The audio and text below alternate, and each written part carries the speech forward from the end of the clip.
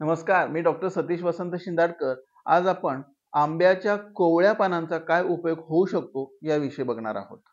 आयुर्वेदामध्ये पंचपल्लव नावाने 5 वनस्पतींच्या कोवळ्या पानांचा आरोग्यासाठी उपयोग सांगितलेला आहे.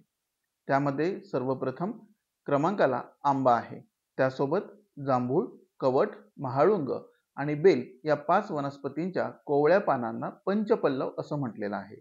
म्हणजेच या 5 वनस्पतींची कोवळी पानं आरोग्यासाठी अत्यंत लाभदायक असतात. त्यापैकी आज आपण आंब्याच्या कोवळ्या पानांचा उपयोग बघणार आहोत. त्या व्यक्तींना आतड्यांमध्ये अल्सर झालेले असतील, नेहमी तोंड येण्याची समस्या असेल, म्हणजेच तोंडात अल्सर झालेले असतील, अशा व्यक्तींसाठी कोवळ्या पानांचा रस किंवा कोवळ्या पानांना उकळून थंड केलेलं पाणी अत्यंत उत्तम औषधी ठरते. कोवळ्या पानांचा रस मळमळ, उलटी इत्यादी लक्षणांना कमी करण्यासाठी अत्यंत उपयुक्त आहे.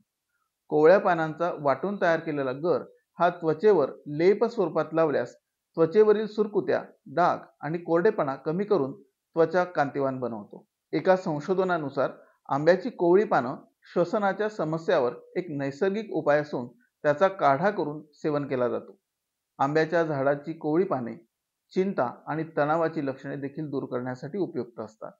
मात्र याचा वापर वैद्यकीय सल्ल्याखेरीज करू नये.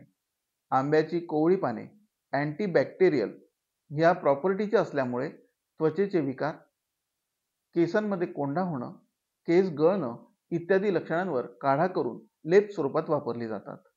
आंब्याच्या कोवळ्या पानांचा रस किडनी स्टोन म्हणजेच मूतखड्यावर एक चांगला उपाय आहे.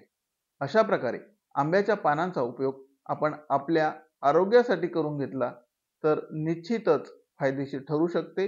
केवळ वैद्यकीय सल्ल्याखेरीज याचा उपयोग करावा. नमस्कार.